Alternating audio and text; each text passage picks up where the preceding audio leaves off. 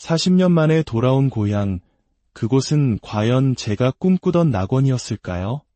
아니면 제가 미처 알지 못했던 또 다른 세상이었을까요? 오늘 이 이야기가 여러분의 마음에 작은 울림을 주고 삶의 중요한 선택 앞에서 방향을 비추는 등불이 되기를 소망합니다. 이 이야기가 하나님의 은혜 안에서 더 많은 이들에게 전해질 수 있도록 잠시 시간을 내어 구독과 좋아요를 눌러주시면 감사하겠습니다. 여러분의 작은 손길이 다른 이들에게는 큰 위로와 지혜를 나누는 통로가 될 수 있습니다. 주님의 평화가 여러분과 함께하기를 기도합니다. 40년을 타국에서 살다 마침내 고향 땅을 밟았지만 단 2주 만에 다시 짐을 싸야 했던 한 사람의 이야기가 있습니다. 40년이라는 긴 세월 동안 가슴 한편에 품어왔던 고향에 대한 꿈이 왜 그렇게 짧은 시간 만에 산산조각 나야만 했을까요?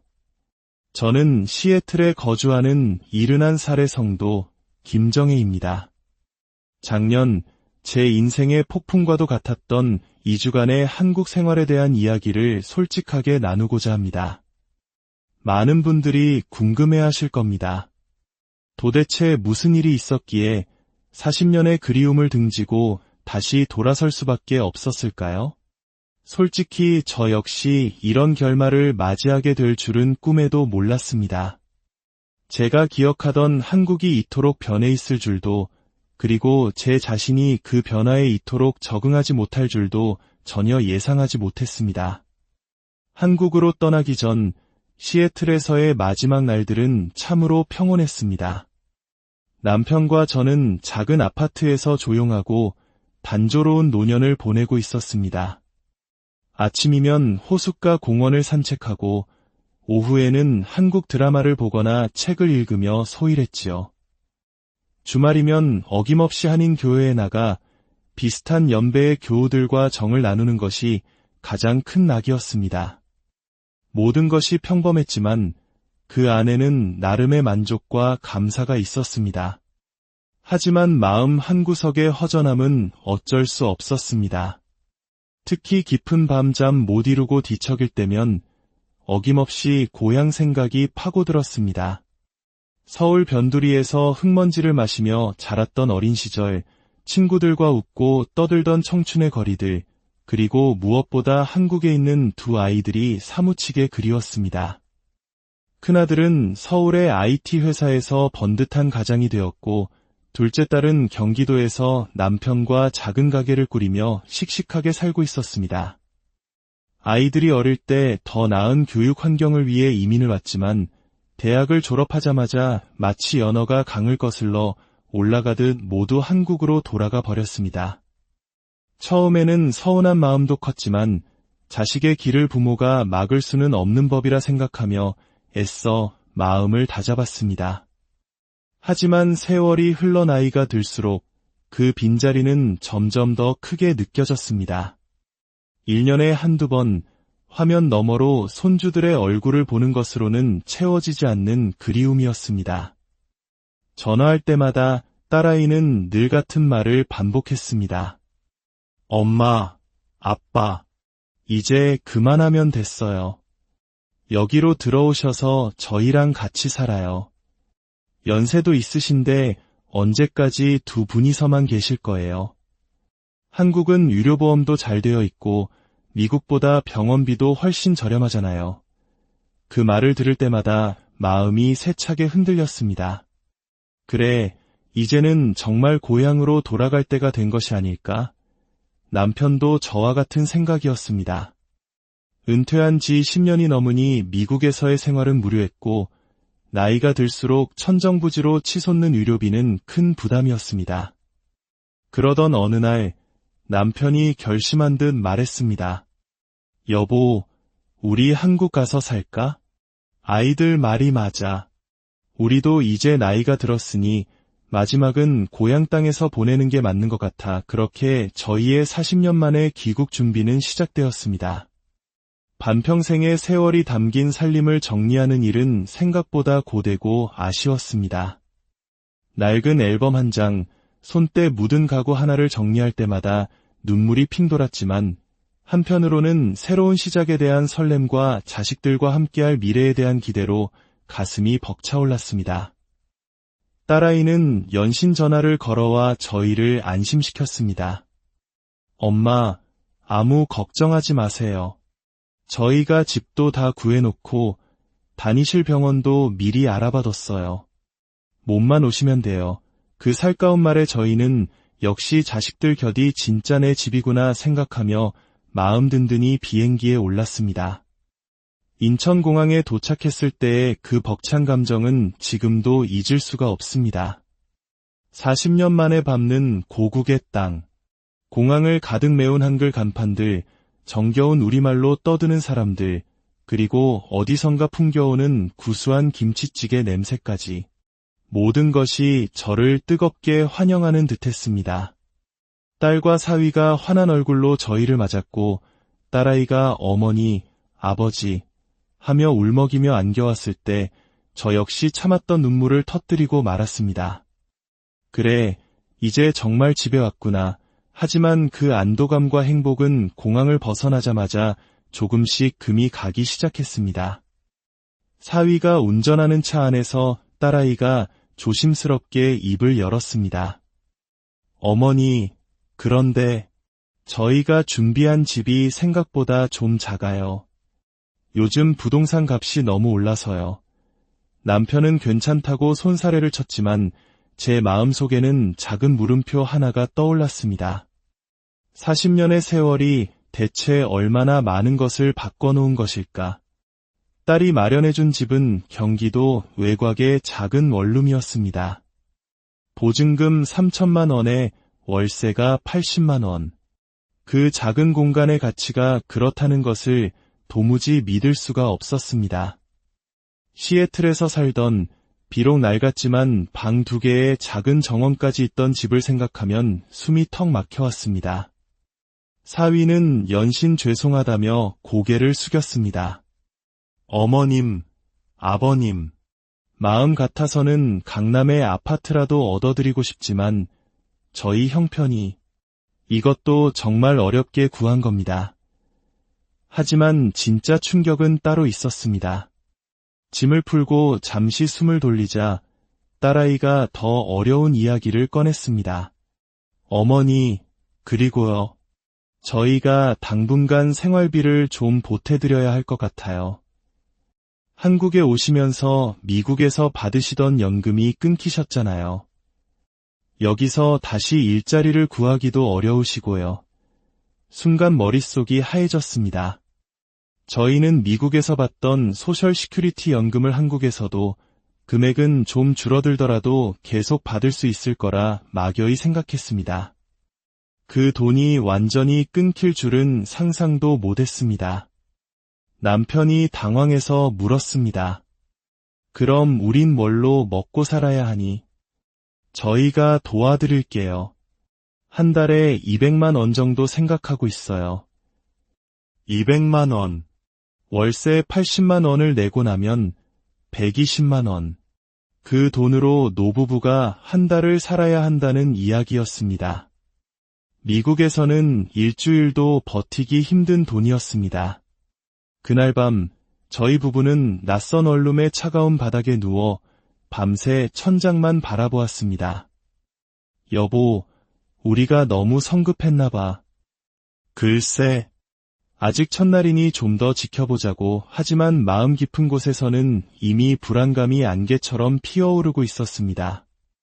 우리가 정말 여기서 잘 살 수 있을까? 이제 와서 자식들에게 짐이 되는 것은 아닐까? 다음 날부터 현실의 벽은 더욱 선명하게 다가왔습니다. 딸을 따라 동네 종합병원에 건강검진을 받으러 갔지만 국민건강보험 가입 절차가 복잡해 당장 적용받을 수 없었고 비보험 검진 비용이 200만 원이라는 말에 저희는 발길을 돌려야 했습니다. 40년간 한국 국적이 없던 사람이 보험에 재가입하려면 수많은 서류와 긴 시간이 필요했습니다. 그 사이에 아프기라도 하면 어쩌라는 것인지 막막했습니다. 더 큰 장벽은 디지털 세상이었습니다. 병원 예약부터 은행 업무, 심지어 택시를 부르는 것까지 모든 것이 스마트폰 앱으로 이루어졌습니다. 미국에서는 전화 한 통이면 해결되던 일들이 한국에서는 복잡한 앱 사용법을 익히지 않으면 아무것도 할 수 없었습니다. 이른 평생을 살아온 저희에게 작은 화면 속 세상은 너무나 낯설고 불친절했습니다. 마치 40년의 시간을 건너뛴 것이 아니라 완전히 다른 행성에 불시착한 기분이었습니다. 시간이 흐를수록 문제는 더욱 복잡해졌습니다. 처음에는 살갑게 굴던 며느리와의 관계에도 냉기가 흐르기 시작했습니다. 며느리는 깍듯하게 존댓말을 썼지만 그 눈빛에서는 왜 갑자기 나타나 우리 삶을 힘들게 하실까 하는 원망이 읽혔습니다. 특히 손주들 문제로 사사건건 부딪혔습니다. 저는 학교에서 돌아온 아이들에게 간식을 챙겨주며 잠시라도 놀아주고 싶었지만 며느리는 칼같이 선을 그었습니다. 어머니, 준호는 지금 바로 영어 학원에 가야 해요. 시간이 없어요. 요즘 애들은 바빠서 할머니랑 놀 시간이 없답니다. 그 차가운 목소리는 비수처럼 가슴에 박혔습니다. 제가 40년간 살아온 삶의 방식, 아이들을 키웠던 경험, 그 모든 것이 이곳에서는 틀린 것이고 불필요한 간섭이 되었습니다. 어느 날 밤, 저는 며느리가 아들에게 하는 말을 우연히 듣게 되었습니다. 여보, 우리 언제까지 이렇게 부모님 모시고 살 수 있을까? 솔직히 너무 부담스러워. 우리 애들 교육비도 만만치 않은데. 그 말을 듣는 순간 가슴이 무너져 내리는 듯했습니다. 우리가 자식들에게 기쁨이 아니라 감당하기 힘든 짐이 되었다는 것을 확인하는 순간이었습니다. 물론 며느리의 입장을 이해 못하는 바는 아니었습니다.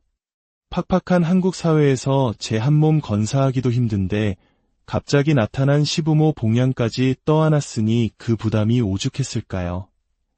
하지만 머리로 이해하는 것과 마음으로 받아들이는 것은 다른 문제였습니다. 40년 타향살이의 고생이 이런 결과를 보기 위함이었나 싶어 서러운 눈물이 쏟아졌습니다. 그날 밤 남편과 저는 결단을 내렸습니다. 여보, 우리가 잘못 생각했어. 여긴 우리가 있을 곳이 아닌 것 같아. 나도 그렇게 생각해. 아이들에게 더는 짐이 될 수 없어. 다음 날 저희는 딸에게 미국으로 돌아가겠다고 말했습니다. 딸은 울면서 저희를 붙잡았습니다. 어머니, 저희가 잘못했어요. 제발 다시 한번 생각해 보세요. 하지만 이미 마음은 굳어진 뒤였습니다. 문제는 비행기 표 값이었습니다. 두 사람의 편도 항공료는 400만 원이 훌쩍 넘었고 저희 수중에는 그만한 돈이 없었습니다.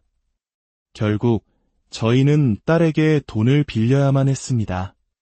고향에 돌아왔다가 2주 만에 쫓겨나듯 떠나면서 자식에게 돈까지 빌려야 하는 저희의 신세가 너무나 처량했습니다. 공항으로 가는 길, 차 안의 침묵은 무겁게 가라앉아 있었습니다. 딸은 계속해서 눈물을 훔쳤고 저희 부부는 차마 창밖으로 빠르게 스쳐 지나가는 고국의 풍경을 제대로 바라볼 수 없었습니다. 인천공항에서 시애틀행 비행기를 기다리며 저는 생각했습니다. 나는 과연 누구인가? 한국인인가? 미국인인가? 40년을 미국에서 살았지만 완전한 미국인이 되지 못했고 한국에서 태어났지만 이제는 한국 사회에 어울리지 못하는 이방인이 되어버렸습니다.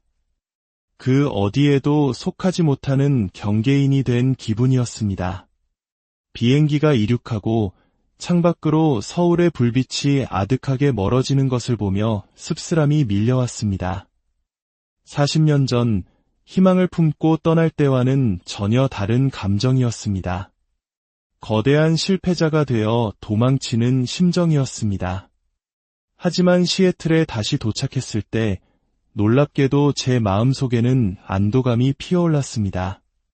40년간 살아온 익숙한 공기, 낯익은 거리의 간판들, 편안한 언어, 병원 시스템은 비록 비싸지만 제게는 익숙한 방식이었고 무엇보다 이곳에서는 누구의 눈치도 볼 필요가 없었습니다. 며칠 후 교회 목사님과의 상담을 통해 제 마음을 정리할 수 있었습니다. 집사님, 40년은 아주 긴 세월입니다. 집사님만 변한 것이 아니라 한국도 완전히 다른 나라가 된 것입니다. 적응하지 못한 것이 당연합니다. 자책하지 마세요. 목사님의 따뜻한 위로에 응어리졌던 마음이 조금씩 풀렸습니다. 그래, 이건 실패가 아니었다. 그저 나와 맞지 않는 옷이었다는 것을 확인했을 뿐이다. 저는 깨달았습니다. 고향이란 단순히 내가 태어난 곳이 아니라 내 마음이 편안하게 머물고 내 삶이 뿌리내린 곳이라는 것을. 저에게는 40년간 아이들을 키우고 친구를 사귀고 울고 웃었던 이 시애틀이 이제는 진짜 고향이 된 것이었습니다.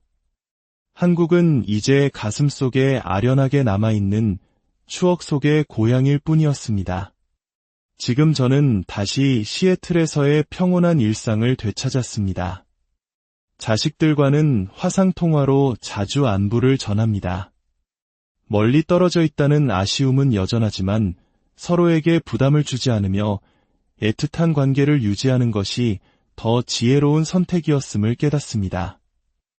이제는 여행객의 마음으로 1년에 한 번쯤 한국을 방문할 계획입니다. 그리운 사람들을 만나고 맛있는 음식을 먹고 변화된 고국의 모습을 구경하는 것. 그것이 지금의 저와 한국 사이에 가장 적당하고 건강한 거리인 것 같습니다. 혹시 저처럼 고국으로의 회귀를 꿈꾸는 분이 계시다면 부디 신중하게 결정하시기를 바랍니다. 환상과 현실은 다를 수 있습니다. 무엇보다 중요한 것은 다른 사람의 길이 아니라 나 자신에게 맞는 길을 찾는 것입니다.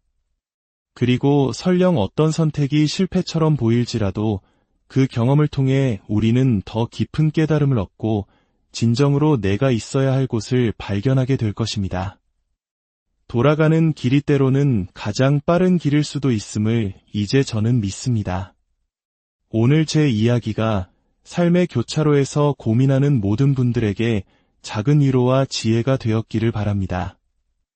여러분의 삶이 어디에 있든 그곳이 바로 여러분의 마음이 평안을 누리는 가장 복된 처소가 되기를 우리 주 예수 그리스도의 이름으로 간절히 기도합니다.